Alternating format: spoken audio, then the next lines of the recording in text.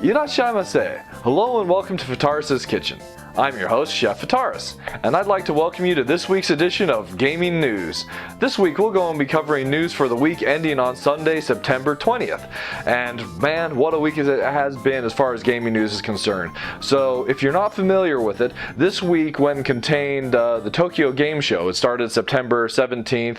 There were the couple press days and then the public days, the 19th and 20th. So it ended on the 20th. Huge event. I think this year pulled in attendance in excess of 260,000 people. So just an insane amount of people going and hitting this. Definitely the largest game show in Japan at the very least. So there's been quite a bit of news this week, and not all of it necessarily related to Tokyo Game Show or anything along those lines, but to go and bracket it all, I've gone and broken it down, kind of as you can go and see over here, by company. So to get started, we'll go and start with some of the earliest news from last week, and that was from Nintendo. So to go and begin, Nintendo went and announced the successor to Satoru Iwata on, I believe it was Monday morning that they went and announced this, and to go and succeed Satoru Iwata, they're going and naming Tatsumi Kimishima as president of Nintendo.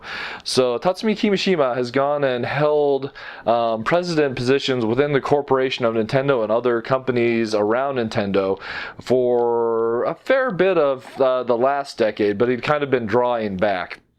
Formerly he'd been president of Nintendo of America during the GameCube and the early Wii years in the United States, and he was also president of Pokemon Company for a time. So when it comes to Nintendo and the business side of things, he definitely goes and knows his stuff. He's kind of been viewed as the safe, cautious choice for Nintendo to go with right now. He's a little bit on the older side at 65, which is the usual retirement age for Japan and Nintendo in particular.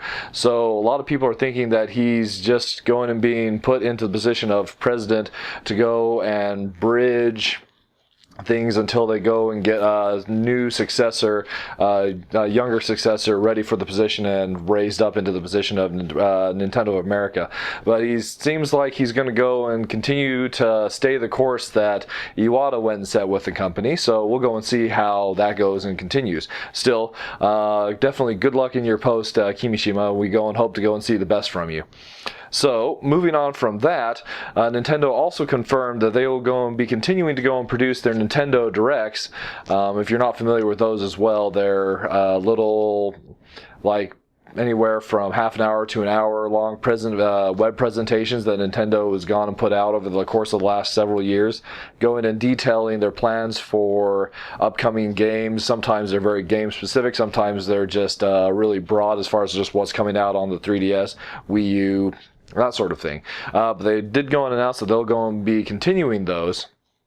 So those will be definitely something to go and look forward to, as they've always been a great source of news for upcoming Nintendo titles, and also a platform for Nintendo to go and announce new games and release dates and whatnot. And then towards the end of the week, we went and got a piece of Nintendo news that at least goes and has me a little bit disappointed, and that news is that Star Fox Zero is going to be delayed till at least Q1 2016. It was originally supposed to go and come out in mid-November, but they wanted to go and take the time to go and refine it and make it a more quality game. So that being the case, I'm definitely alright with it going and taking their time to go and make it a more quality game, but I'm disappointed that that one's going to go and be just a little bit longer before it goes and comes out. Anyway, moving along to the next one. So a lot of the news that did go and come out this week came out from Sony Computer Entertainment Japan Asia's press conference that they went and held earlier in the week. I believe that one was, Tuesday. September 15th is when that press conference was held, and a lot of the titles that were announced this week, both by Sony and other companies, were announced at this press conference. So it was a huge event as far as the news that came out of it, and there's a lot to go and cover, so I'm going to be going pretty fast through things, and if there's anything that you want me to go and cover in depth at some point in the future, by all means, please go and note that in the comments below. But anyway, First off, Sony went and announced that they're going and dropping the price on the PlayStation 4 from the current Japanese price of 40,000 yen down to 35,000 yen. So down to about the equivalent of current exchange rate, about $300 to $290 US currency, and that goes into effect in Japan on October 1st. So there's been some conjecture as well that there'll go and be a matching Western price drop, but at this point nothing's gone and been announced. So we'll definitely have to see about that. Something to look forward to. Then they also unveiled several new colors for the PlayStation 4, at least in Japan, and also new colors for the controllers as well. Some of them looking quite neat. Next up, they went and renamed their VR Project Morpheus from Project Morpheus to PlayStation VR. So it definitely goes and fits a lot more with their general PlayStation branding. And, well, at least you'll know what it is just from the name itself, because admittedly, Project Morpheus was a pretty ambiguous name. Other than that, there was a little bit of news about it at Tokyo Game Show overall, but the problem with VR is without actually going and seeing it in person, it's really, really hard to go and demo it to individuals. So it's like one of those things that you have to go and be cautious about, but it does go and at least have a new name, and it's easier to go and understand. Then they went also announced a few other titles themselves. They have a new Hot Shots Golf going and coming for the PlayStation 4 sometime next year, I believe. Then they went and announced Japanese title Gravity Days, US title Gravity Rush, which was originally a PlayStation Vita exclusive, is now going and coming as Gravity Rush Remastered to the PlayStation 4. And that'll go and be coming to Japan at the end of, or rather in December, and then it'll hit North America and Europe in February. And then they went also, after that announcement, they went and announced Gravity Days Gravity Rush 2 for the PlayStation 4, which will go and be coming at sometime in the future. Nothing necessarily given as far as that's concerned. So I did have a couple other miscellaneous announcements from that same press conference that Sony went and had that I didn't have any other companies for, so I just grouped them into Sony's. And that's from Spike Chunsoft, where they went and announced the Danganronpa V3, so the third Danganronpa title. Actually, technically the fourth, I guess, but the third chronologically. And that one's coming for the PlayStation Vita and the PlayStation 4 this time around. That's interesting to go and note that they're going and expanding the consoles on that one. And the other title that I have on this section as well is SNK Playmore's King of Fighters 14. So it's been a few years since we've gotten a new King of Fighters title, and obviously we're up to the 14th in the series. Better to go and increment than do what Capcom does and release the same game over and over again? Probably. But that one will be for the PlayStation 4 coming sometime next year, I believe. Alright, so with Sony wrapped up, let's go and move on to Square Enix. They have quite a bit to go and cover as well. So, first one that I've got is the one that I'm like super interested in going and seeing how it turns out. They went and announced a Project Setsuna earlier in the year at E3, going and being developed by like Tokyo RPG Factory, a subsidiary that they went and created. And that Project Setsuna has been renamed to, or rather named, Ikeni to Yuki no Setsuna. It's going and being billed as a pure fantasy, true RPG, and what they're going and looking for in terms of vibe is a lot of, they're drawing inspiration and trying to make it feel like a 90s era RPG. So you're talking like the Final Fantasies 3/6, Chrono Trigger, and the Dragon Quest of the era. So I'm really looking forward to going and seeing how that one goes and turns out. It definitely goes and looks great, nostalgic, if somewhat on the cold side. All the screenshots go and have it taking place in this snowy environment, but it kind of fits with a little bit with the name itself. So, in addition to that, they also went and gave a release date for Star Ocean 5 Integrity and Star Ocean 5 Integrity and Faithlessness. That's really hard to go and say. Anyway, the Japanese release date for that one is February 25th. No international release date given, although it already has been announced it's going to get into Western localization. They went and had a lot of gameplay videos all available for it as well, and it's looking like it's going and coming along pretty great. Nothing like groundbreaking, revolutionary, but just a kind of pure JRPG experience along the lines of the other Star Oceans, where if you've played them, they're definitely titles that are a lot of fun to go and experience. A good blend of fantasy and sci-fi. So It's a great combination. I'm really looking forward to going and seeing how that one goes and turns out. In addition to Star Ocean 5, they also had another Star Ocean announcement, and that's Star Ocean 2 Second Evolution, which is the PSP remake of Star Ocean 2, is going to be ported to the Vita and the PlayStation 4. It's kind of interesting that they're starting with the second title rather than the first title, which also got a PSP remake, but that's all right. That's also that's up to them to decide ultimately, and I'll be interested in going and seeing how well that goes and performs. Another announcement is the release date, the rather launch date for Dragon Quest Builders, which is basically Dragon Quest meets Minecraft. It's certainly goes and looks like a cute, fun title, and that one will go and be releasing in Japan on January 28th of next year. And then they had another somewhat interesting surprise announcement, and that's Kingdom Hearts 2.8 Final Chapter Prologue. Yeah, the name kind of goes and says it all. I've never really gone and played any of the Kingdom Hearts games, so I can't go and pass judgment one way or another, but the titles definitely are amusing at the very least. Anyway, that one's been announced for the PlayStation 4. No release date given, but as its Final Chapter Prologue, I'm assuming they're going to try and get it out before Kingdom Hearts 3 goes and hits. And then they also had an announcement for, I believe it had been previously announced earlier, but they went and gave, or that a Saga game was coming to the Vita, but they actually gave that game a title. And that's Saga Scarlet Grace is going and coming to the Vita as part of the Saga's franchise's 25th anniversary. So definitely neat there.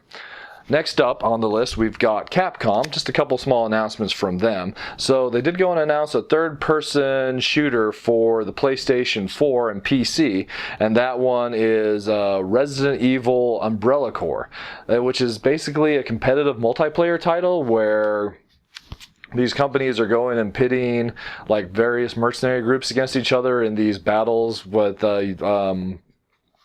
umbrella corporations, like bio weapons and stuff like that. It's kind of an interesting title to go and have announced. We'll go and see how that one goes.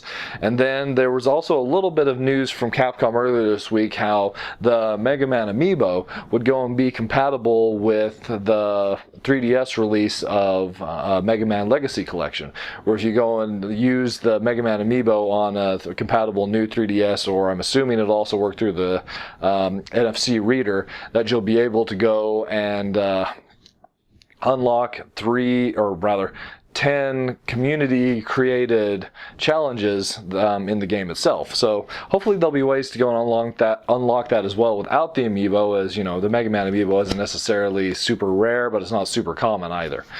Moving on to Konami, there's not much to go and report here because, let's face it, Konami, with the release of Metal Gear Solid 5, it appears that they're going and exiting AAA console publishing almost exclusively.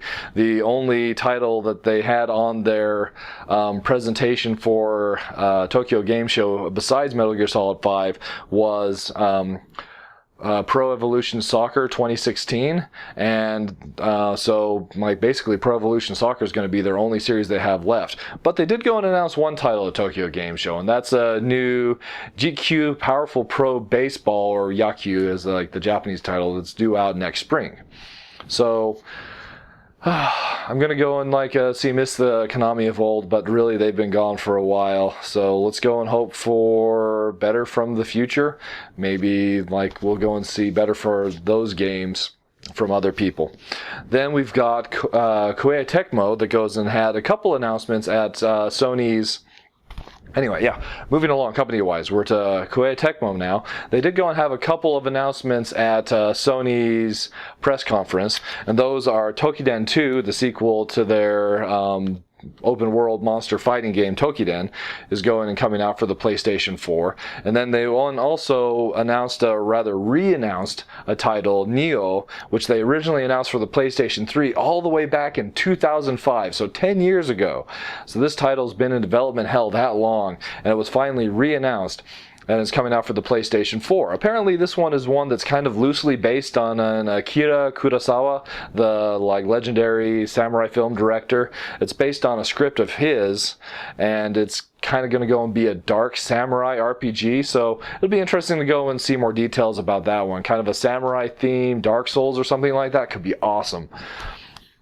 In addition to that, they had a little bit of news about their Dead or Alive Extreme 3. It's going will be released in spring of 2016 is what they're going and targeting. And they had a character contest poll to go and see which 9 characters would be playable in there, and so those results were announced as well. Though, given Koei Tecmo and their love of DLC, I wouldn't be surprised if you go and see more of the characters from Dead or Alive available in that game. And then there's also their upcoming just next month, October 1st, action RPG with Gust, Yoru no Nai Kuni. They went and announced this week that one is coming to Western markets in early 2016.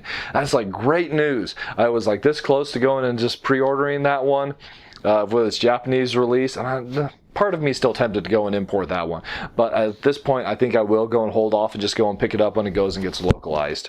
That one's an interesting looking action RPG that goes and where you're playing the role of this half human, half monster girl who's going and fighting to basically go and save her friend, as it were.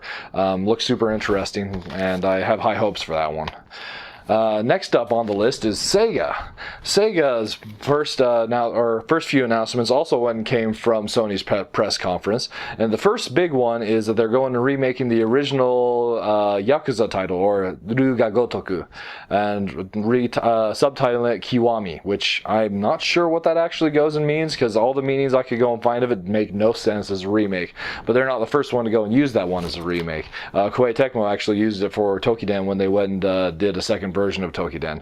Anyway, it's a remake of the original PlayStation 2 title, and they're going and rather than just remastering it, which they have already done in the past, they're actually going and remaking it, adding in additional content, going and improving the graphics significantly, and it's going to be released for the PlayStation 3 and the PlayStation 4 early next year in January. And then, after they went and announced that, they went and announced Yakuza 6, or Ruga Gotoku 6. And that one's being targeted for fall 2016, but aside from that, they really didn't go and give any details for that. I'm a little disappointed, as I'm a huge Yakuza Ruga Gotoku fan. So I'm really looking forward to those titles big time, and for additional news. Hopefully, we'll go and have high chances of localization, but I don't know. As the localization for the Yakuza series recently has been painfully slow, if not outright non-existent. We're supposed to be getting Yakuza 5 sometime this year, but it hasn't happened yet. I hope it happens. Anyway, moving on from there, they went and announced yet another Hatsune Miku Project Diva title, this one Future Tone, which is apparently a console version, PS4 in this case, of the arcade Hatsune Miku or Future Tone, I think that's what it is, Future Tone arcade game. So, as far as that's concerned, it's basically Project Diva. It'll have similar mechanics, and but I'm interested in going and seeing exactly how this goes and differs from their other recent announcement of Project Diva X. Definitely interesting to go and see there. Moving on to other Sega/Atlas announcements. So, one of the games that was announced at the Sony press conference was an Atlas Vanillaware their HD project that they've been going and working on for the PlayStation 4, and that's 13 Sentinels Aegis Rim. I think I'm saying that right. It goes and looks... Well, the artwork looks amazing, but we have no idea how the gameplay is because they didn't really go and show any aside from just a simple trailer. So I'm really looking forward to going and seeing how that one develops, as I love I love Vanillaware's titles. I think they're some of the most beautiful games out there. Muramasa is a great example of that. If you haven't actually had the chance to go and play that game, pick it up for the Wii, or pick it up for the Vita. They're wonderful titles, as well as Odin Sphere, which actually, I have a quick note about Odin Sphere let's see, Leftriser, or however it's gone and said. They went and had another new trailer for that one, in addition to the release date, January 14th is when it's going to be hitting Japan. So that one goes and is coming along beautifully. It looks great. I'm really looking forward to going and revisiting that title with the PlayStation 4 version when they go and get there. In addition to that, they also, Atlas had some additional news as well, and really they've actually had quite a bit going on as far as their properties have been concerned, but their big news has been Persona 5. Unfortunately, they've made the decision to go and delay the title till summer 2016, but if that goes and makes for a better game, then, well, I can't go and complain. As is, the new trailer that they went and had available for Persona 5 looks amazing, phenomenal what they're going and doing with like the franchise and the way that it goes and looks. Unfortunately, summer 2016 will be the Japanese release date, so the NA and Europe release dates will be a little bit further back, but oh well. And they also went and announced an anime special for Persona 5. The game's not even out, and we already have an announcement for some anime. I guess that goes and has a lot to go and do with how well the Persona franchise has been doing in terms of anime. The Persona 4 and the Persona 4 Golden animations were like great. They've got the Persona 3 movie series going and currently running, so this is hardly surprising, but it is a little surprising that they would announce it before the game even is out in Japan. But a couple great Persona, some great Persona 5 like videos and information, but unfortunately the disappointing news that it's been delayed. So that goes and wraps it up for Sega, and under Sega, of course, Atlas. So moving down the list, we're now to Bandai, and Bandai went and had a few announcements as well. So at the Sony press conference, they went and announced a One Piece fighting title, One Piece Burning Blood for the Vita, and then they went and also announced Mobile Suit Gundam Extreme vs. Force for the Vita. So I am quite a Mobile Suit Gundam fan, as you possibly might notice, as I have a couple of Gundam model kits behind me. But that series in particular is a lot of fun because it goes and takes the mobile suits and goes and puts them into fighting scenario where you're usually going and fighting one versus like two, or like 2-on-2 battles with the different mobile suits in really nice, like high detailed areas. And there have been two titles released for the PlayStation 3, Extreme Versus and Extreme Versus Full Burst. So this will be the third title in the series, and this one is, interestingly enough, going and being developed for the Vita.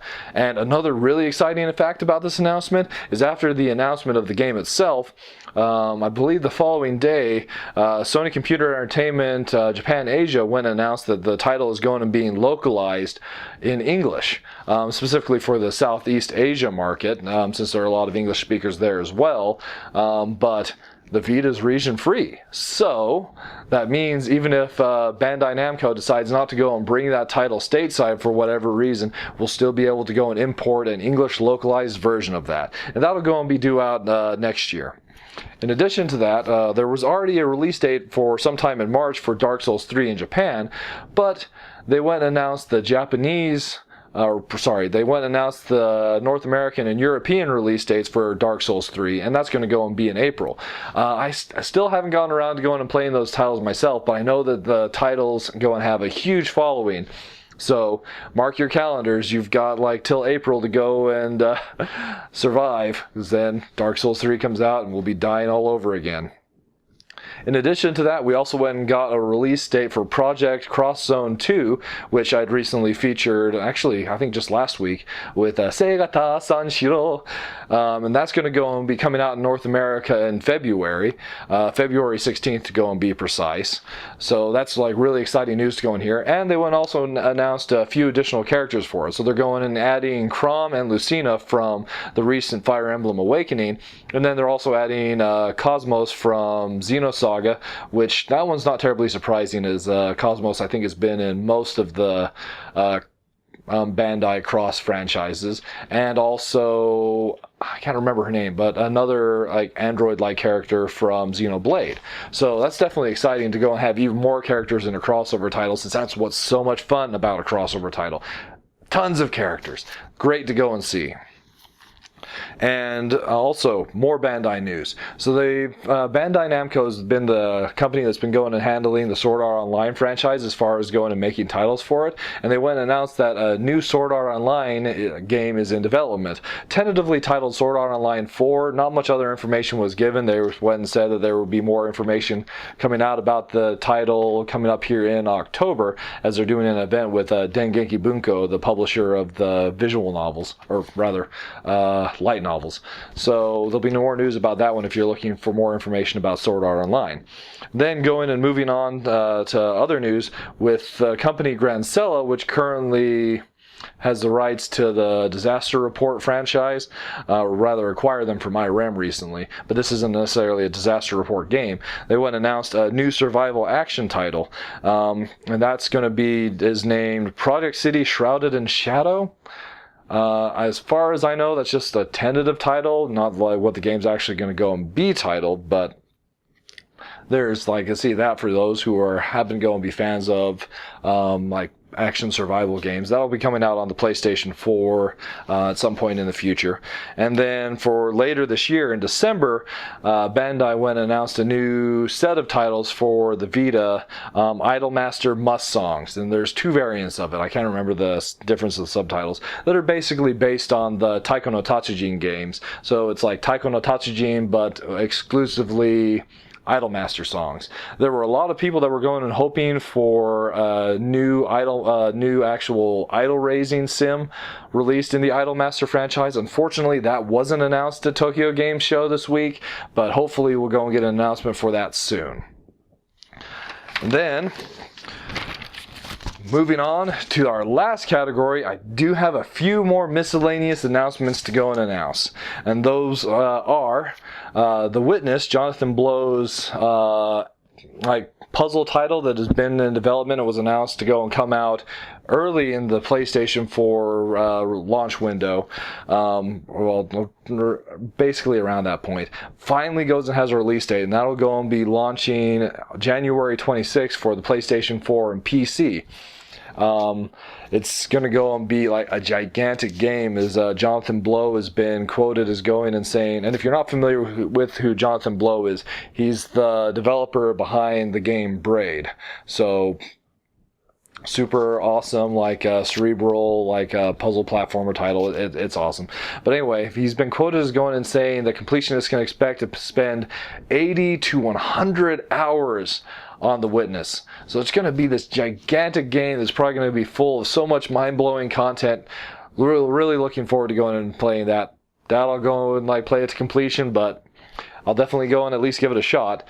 Also, I mentioned a couple weeks ago that the Japanese shoot 'em up developer Cave was going and starting to publish titles on Steam, and they went and announced their first title that they're going and bringing to Steam. And that one's going to go and be Mushihime-sama, and they're looking to go and release that still winter of this year. So, really looking forward to that one. And then last one, just like a little note, on my weekly gaming menu last week, I went and mentioned that Pixel Galaxy was going and coming out at the end of the week on September 19th. Unfortunately, they had to go and delay the title for some bug issues. So that being the case, it's been delayed till Friday, October 2nd. I'm still really looking forward to that one, and we'll go and cover it when it goes and comes out. So look forward to that one. Alright, thank you so much for going and sticking with me to the end. It was definitely a long one. So much news to go and cover with. Fortunately, every week doesn't go and contain a Tokyo Game Show and a huge Sony press conference, so that's a good thing. But I want to go and thank you so much for coming out and joining me for my weekly gaming news. As always, if you go and have comments on how I can go and make improvements to my news program, or news that you think I should go and cover, please leave those in the comments below. And I want to go and thank you so much for coming out and joining me, sticking with me all the way to the end. And hope to go and see you again next week.